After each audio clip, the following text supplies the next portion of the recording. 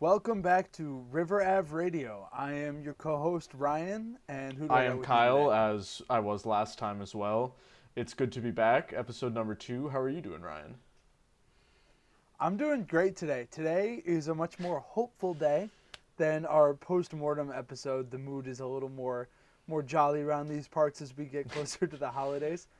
But we got a lot of interesting stuff to talk about today. We're going to talk about the state of the team as we know it, potential free agents they're going to bring in, potential trades.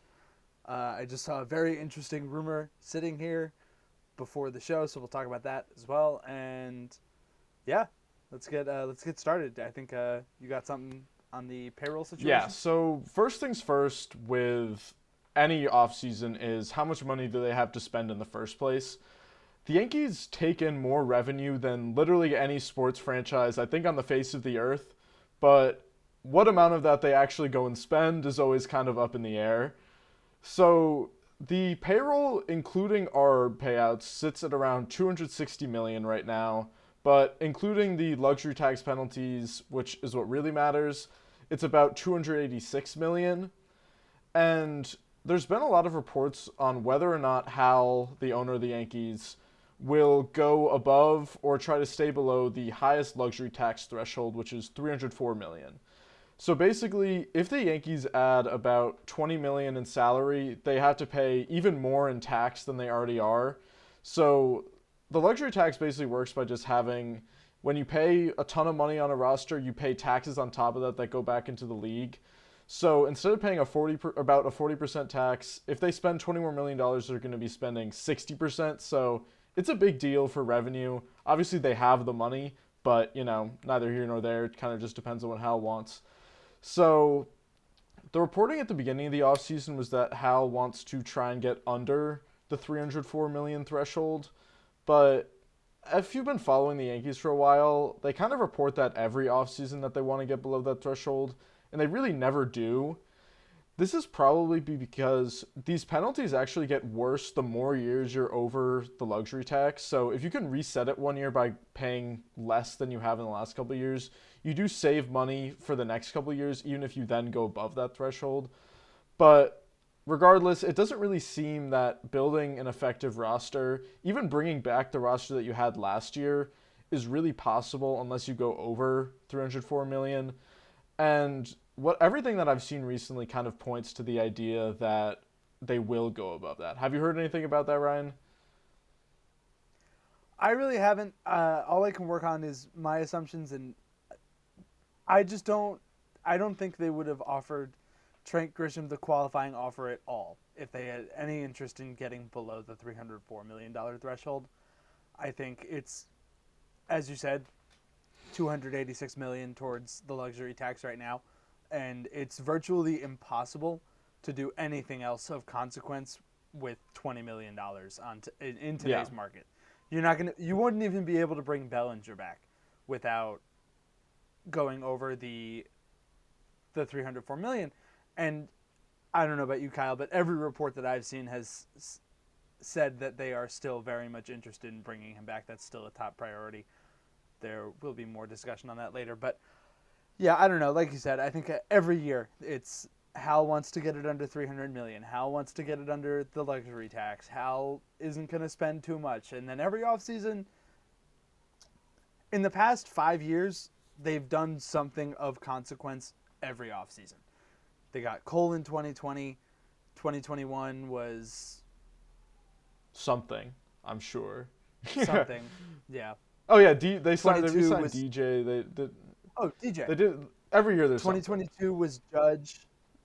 And even I know last year Soto left, and that kind of left a bad taste in everybody's mouths with the offseason, but they went out and gave Max Fried the largest contract to any left-handed pitcher ever. So you really can't say that they don't go out and spend, because they still do that, and the offseason is still early. They could still surprise everyone and go out and get Kyle Tucker and Tatsuya Imai, or trade for someone, and who knows what they're going to do. Reporting this early in the offseason is just Meaningless. throwing things up and hoping that something is Yeah, real. and the Yankees don't really And leak. even the most tapped in people.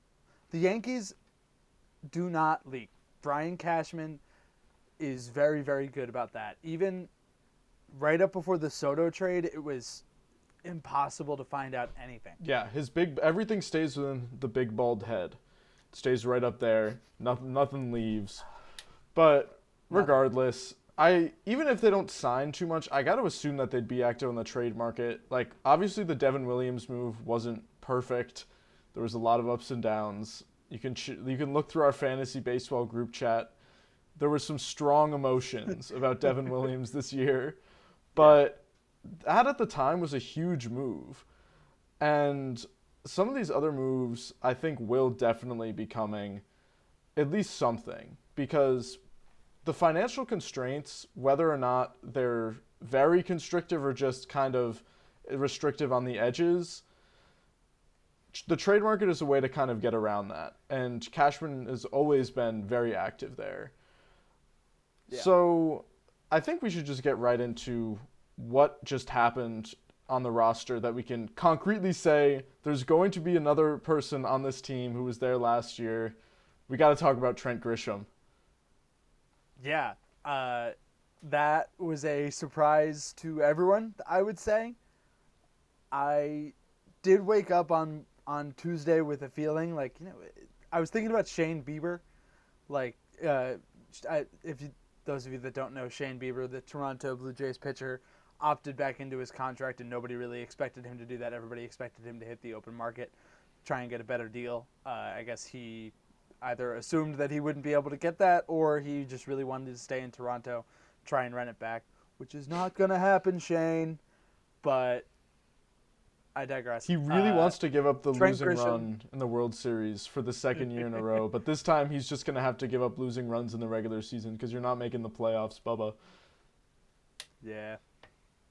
But Trent Grisham has accepted the $22.05 something $1 million qualifying offer. John from Maspeth had some My God, I hate him. loud thoughts. It's just so cringe. Like, he wants to be Frank so bad. Yeah. Getting off point there, but I shouldn't speak for you. Upon further examination, am not upset about this. I actually am pretty excited about it. I think even if you went out and signed Kyle Tucker or maybe even re-signed Bellinger, you were going to have to go out and get a center fielder, and I honestly think that Trent is better than... Trent was the third best outfielder on the market besides Kyle Tucker and Cody Bellinger. And I think that's true for the trade market as well. I think there's a lot of question mark trade pieces that are available on the market, unless Byron Buxton gets traded, in which case they should send anyone that Minnesota wants to try and make that happen. I don't think that's going to happen, but again, getting off point. I heard a lot of Luis Robert talks. I heard Harrison Bader talks. I heard everything, and I think Luis Robert could put up a better season once he's out of Chicago, but Trent proved last year that he can do it, and it wasn't a fluke season at all. He actually underperformed his numbers last year. He put up a 353 WOBA compared to a 366 expected weighted on base average, and he put up a 464 slug with an 481 expected slug. So he was actually underperforming his numbers, and I remember he went into a slump pretty early on in the season, maybe April or May, after he got up to a really thermonuclear start, and he started to slow down a lot. But if you looked at his rolling xWOBA chart, it never really went below average. It actually continued to go up, and then he exploded again. He also has elite chase rates, really solid batted ball data. There's really nothing that says that he's not going to be able to repeat. And I was as frustrated as anyone with Trent during the playoffs, and I totally get that. But we talked about this last week on the pod. Like, the issue this year was that he was striking out looking. Maybe he learns the lesson, and just remember, like, I'm Trent Grisham. I'm Mr. Clutch. I'm not afraid to swing. And next postseason, he comes out and he's hitting like a monster. Like, you never really know with postseason stats, and I think that Judge just goes to show. And honestly, I think people who say that we shouldn't sign a player for or against postseason stats, not for nothing, Kyle Tucker's postseason stats are nothing all that good. I mean, they're pretty bad, Yeah, actually. and Trent, he's not a porch merchant either. It's not like he's just peppering the short porch with Which like an everyone says 80 that. mile per hour exit velo homers to prop up his expected stats. He was way better away from home than in Yankee Stadium, which was weird. He had a 151 away WRC plus and a 104 home WRC plus. So he was one of our best hitters on the road. I mean, you could think of, like, I could think of at least 2 or 3 signature Trent Grisham 2025 away moments. He hit the grand slam against the Braves after that crazy game. Yeah. He hit the home run off That was Framber nuts. that like ruined his entire free agency market. It's kind of an exaggeration, but really tanked it after Trent Grisham broke Framber Valdez for the rest of that game, dude. But Definitely. he had 21 home runs away from home and only 13 at Yankee Stadium, and I think that this shows that his numbers, offensively at least, actually do have room to improve, not only because his expected numbers were better than his actual numbers, but because he can get lucky and hit a couple balls into the short porch, and his already career high home run total could go up. And like obviously there are problems with Trent. Like 22 million is a lot of money for a guy who's had really one good season in his career, regardless of if those underlying numbers say that he can do it again, which they do. His defense has been really just precipitously declining the last couple of years, which doesn't really make sense. It's not like he's old. How old do you think Trent Grisham is? Is he 29? I think he might be. He might be turning 30. He's still 29, yeah. He's not. And That's not. he's not old. It doesn't. He's had some like leg and hamstring issues, but those really are usually superficial for somebody his age and somebody with as good strengths on defense as he had. But if you look at like 2023, Trent Grisham's sprint speed was in the 60th percentile, so he wasn't particularly fast, but he was well above average, and his range was 92nd percentile, which is incredible, which means that even though he wasn't the fastest person, he was getting good jumps, he was getting to balls in the outfield. But you look at 2024, the first year that the Yankees had him, sprint speed declined all the way to the 37th percentile. So just a really massive drop from his 27 to 28-year-old season, which again really doesn't make sense. And his range obviously declined with that. And then this year, his sprint speed declined a little bit more and his range declined a ton. He's at the 32nd percentile in range this year and outs above average. So he's gone from 92nd to 32nd in the span of 2 years. I don't really understand how that's possible. If you've watched Trent Grisham play, especially in person, because what a lot of people don't realize when they're watching TV is that you don't see the step right after the ball is hit, which is usually the most important thing for especially center fielders. Because if they get a bad first step, like let's say the ball's going over their head, but they take the first step in, then they have to turn around, they've already lost like 10 feet of potential distance that they could get to this ball. And a ball that, from us on the TV, looks like it was going over his head the whole time, if he takes the correct first step, he gets that ball every single time. It's why outfielders like PCA, Rafaela, and them are so good, but sometimes the hardest plays they make just look routine on TV. And Grisham just in the last couple of years really hasn't been able to make those plays. And especially when you watch in person, I think I mentioned this last pod as well, that when I was watching a Will Warren start against the Red Sox, and there was a couple balls in the first couple innings where it was clearly going over his head. Like, obviously, it's a lot harder to judge that from center field as it is from up in the stands where I get a view, and I also don't really have any stakes. I don't need to catch the ball. But you could see him step in, then run back, and it goes way over his head, and it gets scored a double, but he should be catching those. Yeah, I agree. And like you said, I'd love to know his defensive stats before and after the hamstring injury. Has he had any was he an injury guy coming from the Padres? Not that I know of. Don't even I know. don't think so. Yeah, because I feel like I mean, like you want to sit here and say that it was the hamstring injury that he had going on probably around the middle of the season, but like you said, like this stuff has been going on for a few years now. This isn't a new decline or like a sharp one that happened in the middle of the season. So that is something to worry. I mean, maybe worry about.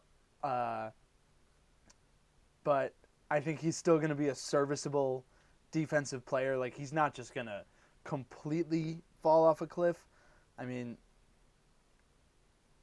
looking at his Savant page, it's not as good as it used to be, but The defense is bad. if some of that is still there, I mean, maybe he'll recover from the hamstring injury a little bit, get some of that sprint speed back.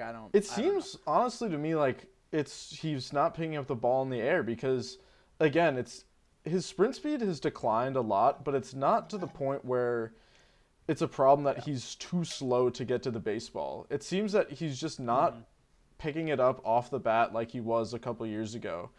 And I think that's probably better, honestly, than if it was just a pure I'm too old sprint speed issue. Yeah. Because he can fix that, and his value for next year, because obviously this is like next year he's going into free agency without a qualifying offer. This is a big year for him. This is either I would say it's bigger than last definitely. Year. We'll talk a little bit more about how bad the qualifying offer has been for people later with other free agents. But people don't want to pay players that have the qualifying offer attached to them. And they don't want to pay players that are way better than Trent Grisham, respectfully speaking. So this is a huge year for him. And the difference between a very good outfielder who can hit and can't play defense and a very good outfielder who can hit and play defense is massive. He could probably get an extra 2 or 3 years on his deal with a higher AAV if he can turn around the defense this year. So I think that it's in his best interests to try very hard to get back to the defender he used to be. And that's good for us. I would agree. Yeah, Trent, if you're listening, hop on the treadmill or, I don't know, start tracking balls. Go to therapy or something. We're rooting for you, though. You know what? I'll come out and say it. I'm excited. I think, the playoffs sucked and whatever, but he was one of the clutchest hitters in baseball this year. Like, honestly, I said this on Twitter. He's probably one of the clutchest hitters on the market. Like, he is notably, I don't know. He's got that dog in him. Maybe that's except for he didn't in the playoffs, but he can redeem himself. He can redeem himself, Trent. I'm starting on a good note. I feel like a lot of people are going into this with a negative attitude, and they're kind of starting on a low point, and Trent has to earn it back. But I'm starting on a high with Trent, so I think that's a good place to move on. Yeah, we can talk about some other outfielders here. All right, so moving on to what I think is still the big free agency question, which is the choice between Cody Bellinger and Kyle Tucker. There have been, going back to the money conversation, there have been a lot of talks about the Dodgers and the Blue Jays actually being involved in Bellinger as well as Kyle Tucker. And it seems like there might be a bit of, actually maybe even more than Kyle Tucker from some reports. So it seems like there might be more of a bidding war for Cody Bellinger than maybe Kyle Tucker. I don't know if I could be misreading those reports. And again, we were saying this before. Early offseason reporting is nothing. So maybe it doesn't end up this way. But I think anyone who's listening to this might agree. I think it would be better to pay a around market price for Kyle Tucker than overpay for Cody Bellinger because the Dodgers and the Blue Jays are involved. Like, if you're going up against the Giants and the Phillies and I guess the Orioles are I'm so sure that the Orioles are in on Kyle Tucker. This is the year they're going to spend. This is the year. We're talking about off-season reporting. Anyway. Yeah, but I think I wouldn't be upset about Bellinger coming back. I would be excited about Bellinger coming back, but I think I would be more excited about Kyle Tucker. And at this point, it doesn't seem like the difference between Cody Bellinger and Kyle Tucker isn't that significant if Cody Bellinger is going to end up in a bidding war not for nothing, Cody Bellinger opted out of a $22 million contract. Like, so clearly he's looking for more money than that. Looking at some stats here. The good thing that Bellinger brings, besides his defense, is his plate discipline. He has an 18.1% whiff rate, a 13.7% K rate, which is the 91st percentile. That's obviously very good. A 37.1% launch angle sweet spot, so he's hitting it at the right angle to kind of get it out. He has some issues with bat speed and batted ball data, but he hits it at the right angle to kind of overcome that a little bit. His 322 xwOBA was an increase from 2024, however, was still below 50th percentile with an 88.3 mile per hour average exit velocity. Sorry about that. And a 7.5% barrel rate and a 37.9%. I think that going forward, those numbers there are really going to depend on his bat speed. Obviously, bat speed is kind of a new metric that StatCast is tracking, but obviously, like, as long as baseball's been on, we've kind of understood you swing the bat harder, you're going to hit the ball harder, it's better. Yeah. And Belly's bat speed is awful. And I know a lot of people that listen might say, oh, like, he has, like, the two-strike approach, like, that's probably lowering his bat speed numbers. That's not actually how StatCast bat speed is calculated, because StatCast bat speed takes the average of, like, your highest 90th percentile and up swings and uses that. So these, like, kind of half swings that he's doing with two strikes aren't actually included in the bat speed metric. So his just overall bat speed is bad. And that can be offset by what you were talking about, Ryan, which is the launch angle. Because if you hit it at the right launch angle, especially as a lefty in Yankee Stadium, as Belly has really shown that he's capable of doing, you can hit a home run even on a ball that you didn't hit very hard. But bat speed has kind of been shown as the main thing that always declines as you get older. And Belly's not like an old man by any means, but he's 31 now. What is he? Like, with a bad shoulder injury. He's had injuries, and I think that Belly could very easily, if you sign him, repeat what he did last year, but he also could be 2021 Cody Bellinger and be literally unplayable for whatever you're paying him. $25 million for 5 years, like, that would be just really disastrous. Yeah. And it's important to note, he actually overperformed it. A lot of people I've seen on Twitter and stuff are like, that are really, really, really for re-signing Bellinger. We have to get Bellinger back. Has to happen. Are saying that Trent, there's no way he's going to repeat. He's a one-hit wonder, whatever. Trent actually underperformed his numbers and Belly overperformed his numbers. So if anyone's going to regress next year, it's going to be Cody Bellinger, which could obviously be a problem considering just how bad he's been in the past. He has been, and obviously it was coming off of really bad injuries, but not for nothing, the Dodgers non-tendered him for a reason. His defense does give him a bit of a floor in terms of his value. He is objectively a great defender, and he's also versatile. He doesn't play a great center field, but he can play center field if he needs to. He plays excellently in left field. He can play first base if he needs to. I'm sure if you threw him out there in right field, he could figure it out as well. But he's kind of an opposite situation with Trent, where Trent, his bat at this point seems pretty solid, and I think that it won't dip too much from last year. And Belly's bat, I could see it going pretty much anywhere within his range of outcomes, which does scare me for somebody you'd have to give a long-term deal. Yeah. I think that's honestly the thing. Like, it's a 5-year deal. Like, and not for nothing, he's still, I don't know. That freaks me out. Like a 5-year Cody Bellinger deal.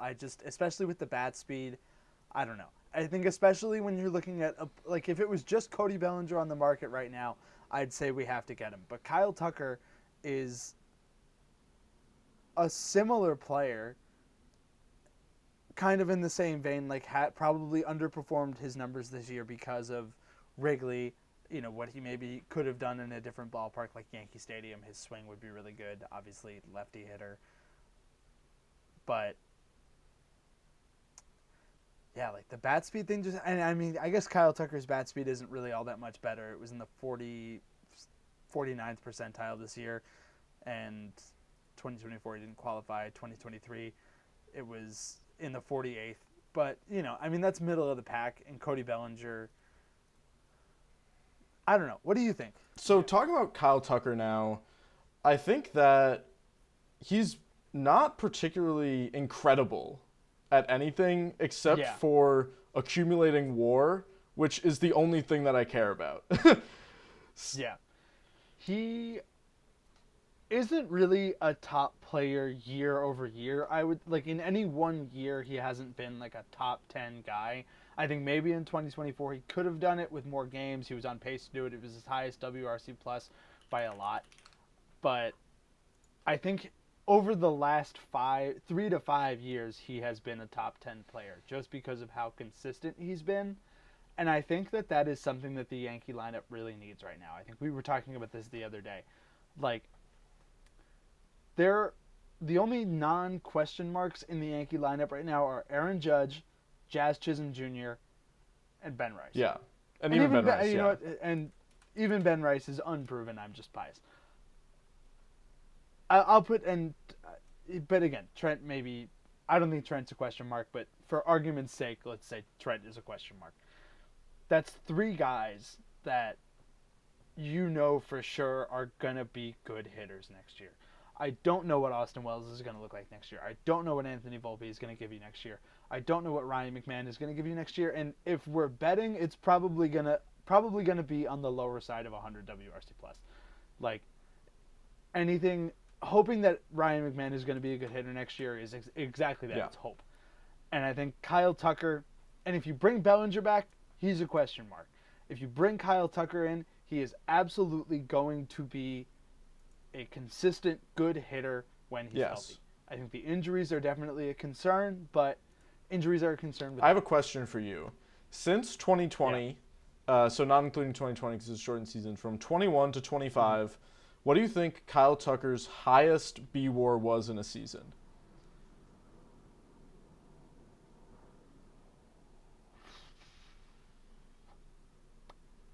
5.5. He had 5.5 in both 22 and 23. But now, what do you think his lowest in that same window is? 2024, he only played about half the games, but he was really good, so I'll say probably about 3. His lowest in that window was actually 2025 with a 4.6. Really? So his range of outcomes is all within like the 4.5 to 5.5 WAR range. And every year, like, WAR is valued at around like 10 million right now. So like if you put up 4 WAR, you were worth like 40 million about in value. And this obviously accounts for players that are getting paid a lot and don't perform. But getting even one win above replacement is valuable to a team. And the ability to just pump out 4 WAR every year, like, that's the worst Kyle Tucker can really ever be. Especially like this year, he missed like 30 games and he was awful for a while after his injury, and he still put up 4.6 WAR. Like, this guy just pumps out value every time he's on the field. Yeah, and the expected numbers are there too. 371 ex-Woba was in the 92nd percentile. A lot of people love Belly for his plate discipline. Kyle Tucker, 17.6% chase rate. That's the 98th percentile. That's as elite as it comes, basically. 14.7% K rate. That's the 85th percentile. 14.6% walk rate. That's the 96th percentile. Like, this guy is not a, everybody says, oh, we got to be more like the blue, we got to get contact guys that don't strike out, whatever. This is the guy that doesn't strike out, and he's got the power. It's all there. And listen, everybody wanted Kyle Tucker. That was like the whole thing right after Soto left. Everybody was freaking out. Kyle Tucker was everybody's immediate pivot. Like, I wanted them to trade for him. Everyone wanted them to trade for him. I'm glad they didn't trade Ben Rice, but your Twitter bio could be I wanted that Kyle Tucker FC right now. instead of Ben Rice Yeah, it FC. could be. But yeah, Tucker is just great. Like, there are some worries with injuries. He's admittedly has had a couple serious ones, especially in the last couple of years. 2024, he only played 78 games. Obviously not great. Last year he played 136, but he was clearly injured for about 30 of those, so he probably should have played closer to 100. But even with those concerns, they weren't really things that I would say predict future injuries. Like, he broke a bone that took a while to heal, I think, in 2024. Same thing actually this year. He like had a bone, was it in his hand or something, that just really wasn't healing well. And you can point to the playoff numbers. You can say this guy sucks in the playoffs, but small sample, man. Like, you can't make decisions based on who's been good in the playoffs. Yeah. Especially with somebody as good as this. Like, it's the same thing with Judge. Obviously, it's so unbelievably frustrating when your best players don't show up in the playoffs. Nobody was more upset than we were watching Belly, Trent, Jazz, Ben Rice, all these people just not show up. Max Fried. Carlos Rodon. But that's not, you can't make decisions. Like, we can't have 9 Kike Hernandezes on this team and expect to win the World Series. That's just not how you win. So Kyle Tucker at the end of the day is obviously the big get of the offseason. Will he be too expensive for Hal to pay what he's owed? It's certainly a possibility. But if you want somebody to anchor the lineup, like if you want to bring back the Judge and Soto combo that rolled through the playoffs in 2024, even with Judge not even being very good, that's what you got to do. Yeah, I agree. And like we said, at the end of the day, if you're going to get into a bidding war for Bellinger, you should be willing to pay Kyle Tucker. It's going to be a longer deal, and it's probably going to be a higher AAV, but he deserves it. And you pay people for what they will do for you now, not what they have done. And obviously Belly is coming off a great year for the Yankees, but that's not what you pay for anymore. You pay for future production, and Kyle Tucker is the guy who will give you the most future production. Yeah. So we can move on now to other people who hopefully will give us good future production. Let's just talk about your boy. This is my time. My time to shine. Ben Rice, Ryan Parker fantasy team legend. We're big Ben Rice guys. He obviously did not have a great postseason either. No one really did on the team except for Judge. But I think this year, with more at-bats against lefties, more at-bats in general, Goldschmidt was taking a lot of those this year, he is going to blossom into something great. And honestly, when it was all said and done this year, Ben Rice was so unlucky this year. He still ended up with really good numbers. He ended up top 10 in the American League in WRC+. His OPS ended at an 836. So his slash line this year was 255, 337, 499. That's an 836 OPS. That's a solid slash line, especially, that's a 1 point away from a 500 slugging percentage. But I think what is more notable, and whenever you hear people that are big fans of Ben Rice, they will always tell you about this, his expected stat line.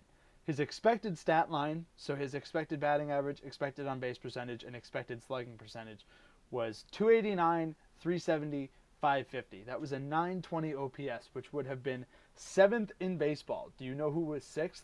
I do, because I'm cheating. But it's hilarious because it's the other New York 22-year-old. 22-year-old, 22 Juan number. Soto. Hold up, chat. Juan Soto. I gotta take the mic off for this one. Check the jersey, dude. That's right, Ben Rice, baby. Ben Rice jersey. Definitely was never. I totally didn't else. buy this 3 years ago. Yeah. Oh, dude, it was a Bader jersey. I forgot about that. But yeah, so a 920 OPS would have been 7th in baseball, right behind Juan Soto's 921 OPS. So you want to talk about unlucky? Ben Rice got basically unlucky as it gets. His WOBA was 26th in baseball, and it was the 358. His ex-WOBA was a 396. That's 6th in baseball. His batted ball data was supreme. 90th percentile launch angle sweet spot, 95th percentile average exit velocity, 92nd percentile barrel rates, 97th percentile hard hit rates, and he had a very solid pull rate too. It was 44.4%. That was 26th in baseball. So, as a lefty power hitter in Yankee Stadium, frankly, he should have been hitting nukes left. It's really offensive how unlucky he got, and there is some interesting stuff about how StatCast doesn't always work in terms of expected numbers, because you can look at some players like, I think it was not Jake Fraley, it was some dude on the TJ Friedel, that's who it was. He is the worst or like most middling savant page you'll ever see, but he was hitting nukes for like the first half of the year. And if you looked at his savant page, you'd be like, how's this happening? And it'd be he pulls fly balls in the air, and that was it. So these types of expected numbers don't always work, but anyone who watched the games understands that this wasn't like some weird savant quirk where he was hitting the ball really hard, but it was always on the ground, and that was boosting all of his like average exit velos and everything. He was hitting it in the air, and he was hitting line drives, and he was hitting pop flies, but they were all just going directly at people, or they were dying right before the wall. So I think that maybe he won't be able to get to a 920 OPS next year, but I think he will be somewhere between his 836 real OPS this year and his 920 projected OPS. And if you can have an 850 OPS, you're a great player. Yeah. And I think also the way he performed in the second half really gives me a lot of hope. Like, it started to come through. And I think if that hadn't happened and it was still just like he was hitting them right at defenders all the time and the numbers really never changed all that much, I think I would have been a little bit more worried. But just based on how he performed in the second half, I'm really, really expecting a big breakout from Ben Rice next year. Also, on the note of the other 22 in New York, just some underlying under the hood number comparisons. Ben Rice's 289 expected batting average. Juan Soto had a 291. Ben Rice's expected slugging 550. Juan Soto 595. That's a little bit of a gap, but Ketel Marte actually had a 523, so he was doing better than that. Ben Rice's ex-Woba 396. Ketel Marte 389. It's also a little bit of a Ketel Marte comp in here. I went through and looked at who had similar numbers.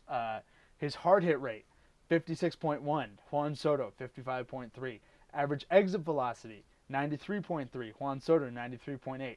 There's a lot of similarities there. A lot of Yankee fans like to joke about it. There was like the whole Baseball Reference comparison that went around at the start of the year when Soto was struggling, but Juan Soto's plate discipline is elite. He's probably one of the best hitters in baseball at the plate, and he really just has an eye for that kind of thing. But it's not like Ben Rice is Joey Gallo and he's got like second percentile strikeout numbers. Like, he's got above average plate discipline. So I think there's something really, really special here, and I will be doing funny stuff in our fantasy draft this year. Yeah, he's objectively above average at every single savant category. So yeah, he's elite in most. Like, all the batted ball stuff is top of the and league. like, bit aside about Soto, we're not saying that Soto sucks. We're saying that Ben Rice is great. Like, obviously, Soto is like, we're saying, as the pinnacle of being really good at a lot of different things, and Ben Rice is also so good at so many different things. And we're both really, really, really excited to see what he can do. Just as like a little bit of a disclaimer before we move on, some of the numbers are a little bit impacted by the fact that he didn't get played much against lefties. If he was playing every day, some of these numbers would be lower. But shout out, was it the like Yankees Stats Twitter account who made like a customizable baseball savant page? Go check them out on Twitter. Really great page. But they added handedness, like a toggleable handedness slider for savant, so you could look at his numbers versus lefties as well.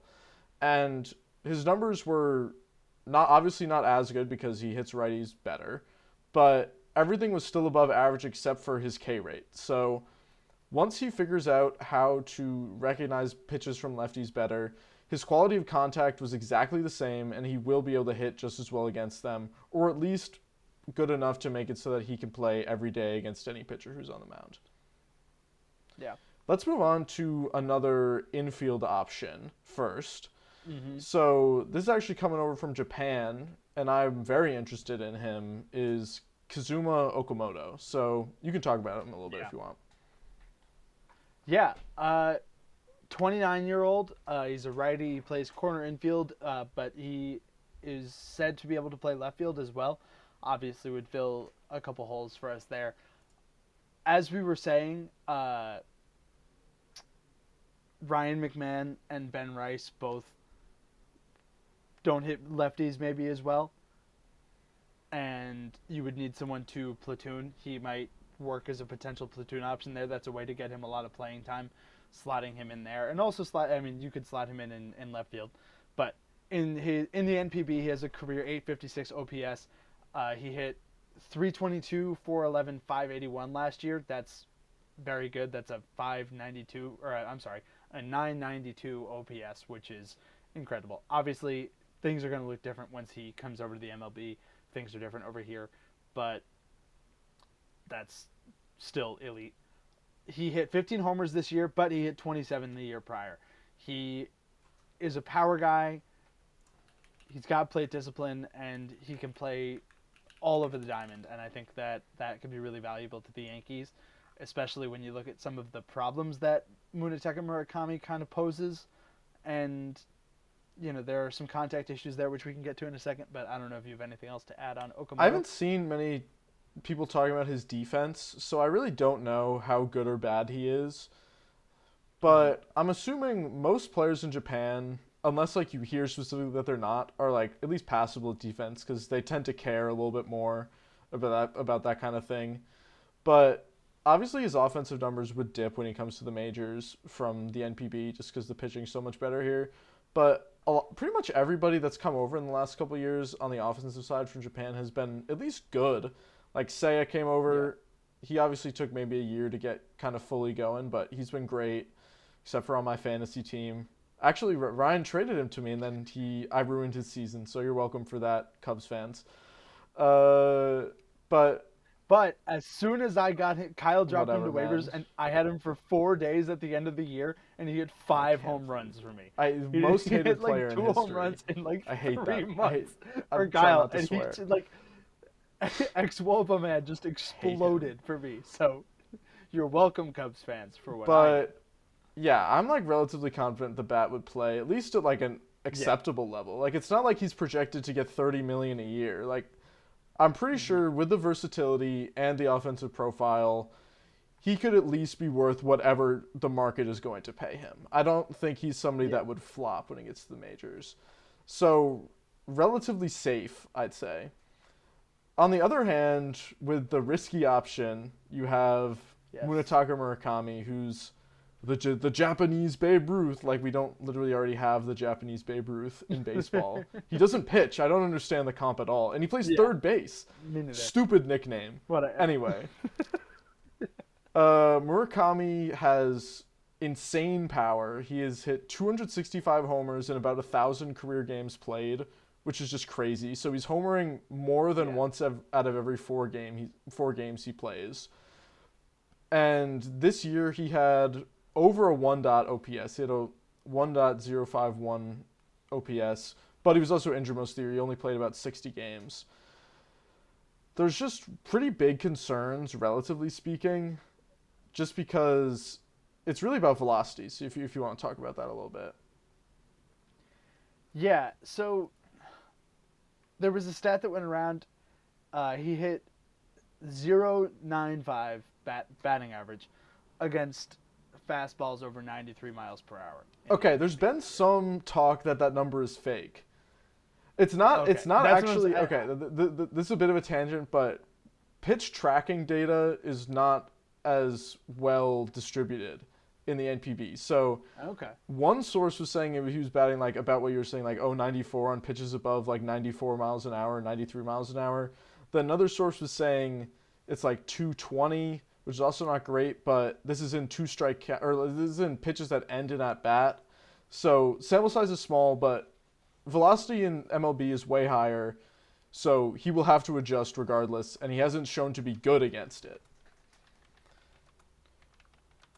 Yeah, I think there are concerns. He has a whiff rate and a K rate that's gone up basically every year. I'm not sure how it was bad. this year. It's very bad. Especially on pitches So, in the zone. He just swings and misses a ton. I think, in my head, the way I see it, Okamoto maybe gives you a lower ceiling, but he definitely has a higher floor when Murakami has a lower floor and a higher ceiling. Like, if you get what Murakami could be, he's going to be an incredible MLB player. But the numbers against velocity, and even if whatever the stat is against 93 mile per hour fastballs, whatever, his K rates and whiff rates and his in zone contact rates are not good. And when you're starting out not good against worse pitching, it's hard to think that you're going to improve against better pitching. Yeah. And it is something to be said. He's only 25 years old, which is crazy. He's very young. Shohei Ohtani, what do you think the best OPS he ever put up in the NPB was? I have no idea. Maybe like 1.1. Let me actually make sure I'm not talking out of my ass real quick. Let's see here. Thank you, Baseball Reference. The highest OPS he ever put up in a full season was around 850. He put up a one-dotter in half of a season. But it just goes to show you that hitters can change a lot going from NPB to the MLB.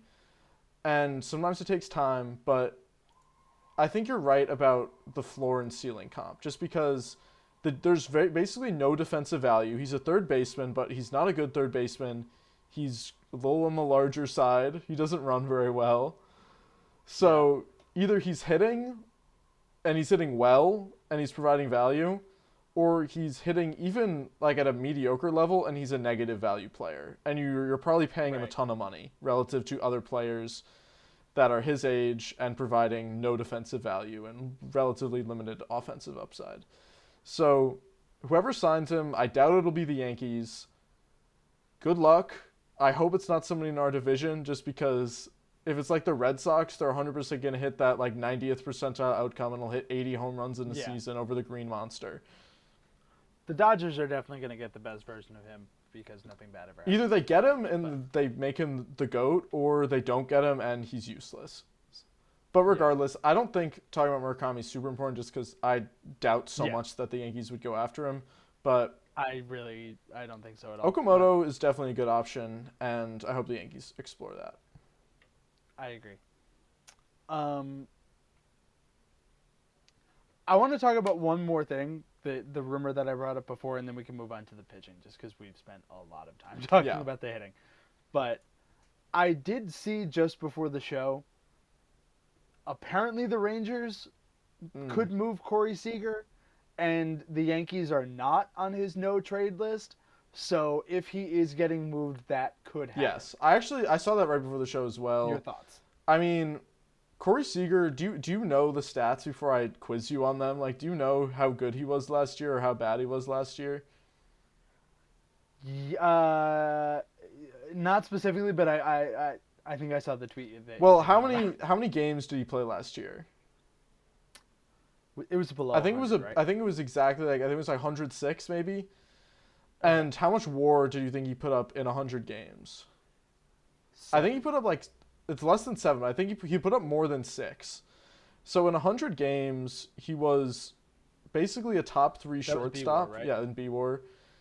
He was a good defender last year. Like, it was crazy. But in 100 games, he put up like a top 3 shortstop season, basically, in the league. It was like Geraldo Perdomo, Bobby Witt, Sack Goat. Legend. Him, like Gunnar. Like, You could easily argue that in 100 games he provided more value than these other people who played full seasons. Yeah. So if he's available, I mean, he's old, he's on a big contract, but he's so good, I'm kind of all in. And you want to talk about clutch postseason guys? He's one of 3 players to ever win 2 different World Series MVPs on 2 different teams. I think he's the only he's the only person ever to win a World Series MVP for both leagues. Nonetheless, like when you look at the Rangers and his lack of games played or whatever, the contract is worth it for what he did in 2023. Like, yeah, no question. And to be honest, like, he would probably be like number 3 on my trade list. He's only 31. And unrealistic people included. Like, it's probably Skeens, Skubal, Seager. He's 31 years old. He's not even that old. And I mean, I'm sure like the Volpe maybe doesn't provide the hitting value, but the defensive value is there. So you're getting a playable shortstop with control, because I'm assuming Volpe would get sent in any deal for Corey Seager. But I think, especially with a solid backup option in Caballero, who would be a starter on a lot of MLB teams, I would be comfortable taking on the injury risk. His bat is so good that I think it's worth it, especially considering Giancarlo Stanton's gone in like 2 years. So you can just move him to DH. Like, him and Judge can just share DH as he gets older. Like, the bat isn't going to decline to the point of uselessness. He's literally, like, go look at Seager's Savant page. You're gonna moan right bro. Now. I'm getting very excited. The first 6 bars are like basically 100th percentile each. Like, he's actually a demon, and his range he was in the 85th percentile of range too. He walks 13% of the time, and he doesn't strike out more than 20% of the time. He's a demon. If they can get him, if he gets moved and we don't get him, I'm gonna be upset. I'm going to be very upset. Again, I don't really understand why they would move him, because the Rangers, I thought, were trying to compete, and they're clearly are fine with spending the money. I don't get why they would ever move him, but I don't get why the Diamondbacks would move Cattell either. So, yeah, I don't get why a lot of teams would do a lot of things, but here we are. Yeah, dude, Corey Seager. We would do an emergency. That's pod. A World Series team. Yeah, we would do for our. We did get 30 views on YouTube. Shout out our viewers, my boys. Yeah. Thank you, everyone. But yeah, that's probably not happening. But I just wanted to talk about it, and it's a hopeful pod episode, and so we're talking about unrealistic things like Corey Seager in pinstripes that should. Let's lightning round through the last 4. Just you go first. I'll swap on the next player. Yeah. Okay, Austin Wells, if you can figure out how to hit a slider, I'm feeling good. I think, honestly, even if you can't, like, whatever. He was a 94 WRC plus bat this year, and he was a top 5 defensive catcher in baseball, and that's probably only going to get better. I know there are a lot of jokes about him, like, not being valuable now that ABS is coming with the framing and stuff like that, but framing is still going to be an important part of catching. And he's so good at it. I think as long as the bat doesn't get too much worse, which I don't think it would. I think it would get better. Yeah, maybe. I doubt that it could get much worse. Like, his underlying tools are good. Yeah, people are like really quick to give up on him, and everyone's talking about moving Ben Rice to catcher, and I don't want to run the risk there. Catching puts a lot of wear and tear on the body, and Ben Rice in the minors actually did have a good bit of injuries. Like, he wasn't a perfectly healthy player the whole way through, and so and he was catching through the minors a lot of the way, so maybe that was why, and I would rather play him at first where an injury, knock on wood, is much less likely than a catcher where he can, Yeah, we went pretty in depth on Austin Wells last episode, so if you want info on why Wells was struggling, go back and look at that. We did some good stuff over there. With Ryan McMahon, he can't hit lefties, and I don't think we're gonna get to Yeah. the point where he will be able to hit lefties. But if he can hit righties, and he'll obviously provide great defensive value, I'm happy with him on the team. I Hmm. have no interest in trying to move him unless you could do something crazy. But he's a good player. Like he puts up value, Do the Rangers need a he third hits home baseman? runs, and that's all you really need to do to make me happy in my heart. Yeah, I agree. Jose Caballero, he is going to play an important role on this team, so I'm excited to see that. There's definitely some pop in the bat. He had a couple high exit velocity home runs this year, and a couple high exit velocity batted balls in general. The defense is elite, and the base running is obviously elite, and he's a pest, dude. Like I hated him on the Rays. Truly, I did not like him. But now that when he's on your team, it really is enjoyable to watch. Like it's a good Yeah. time. So I'm excited for Jose Caballero. I really don't have too many doubts. I think kind of like Trent, I'm going in on a high note there, and yeah, I'm excited to see how Jose Caballero can Yeah. move me. He has a realistic chance to win the starting job too, because Volpe will be Without out a for doubt. at least a month.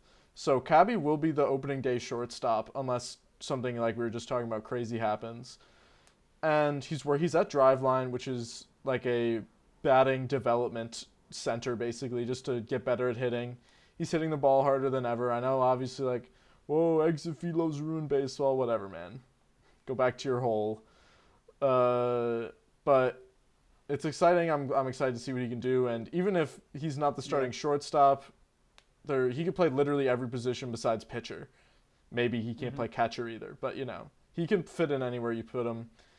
Giancarlo Stanton, you never no idea what we're gonna get out of him, but Yeah. This one's weird because God, I love this guy. Looking at it, he didn't even he didn't even qualify on Savant for a lot of these. I didn't even realize, but because he didn't play enough games. But I mean, the ex Wobo was there, 354. All of the batted ball data is good. This might come as a shock, but Giancarlo Stanton struck out a lot. Um, his chase rates were actually very good, and his walk rate was actually very good as well, which is shocking. That's not usually like a Giancarlo Stanton thing, but it was this year. But the batted ball data is all still there. Giancarlo Stanton still has the tools to come out and do what he does every year, which is just absolutely smoke baseballs. It's a beautiful, beautiful thing, and honestly, I'm just excited to see another year of it. I love Big G. We're both Big G yeah. guys, and I hope he turns it around in the playoffs this year because he was sorely How many missed. games will he play? Like probably, I would take the under on 100 games played. I would, I think he'd be a fool not to, but he He had a put up. 944 Let's OPS see, last year. He had the best offensive regular season of his Yankee career last year. Like he still's got some juice in the he tank. put up two F WAR in 77 games. So you know what, like. For as bad as it looked in 2023, the last 2 years have been Yeah. very good. And then lastly, our number one boy, Anthony Volpe. He's gonna be out for the first part of the year. At this point, like you gotta kind of assume that what you see with Anthony Volpe is what you get. Again, last episode we talked a bunch about injury stuff, like how much it was affecting him. But I think he's just gonna be one of those guys. They're obviously not gonna just non-tender him, like unless he gets traded, which would be pretty surprising. He will be on the roster and he will be getting playing time. Yeah.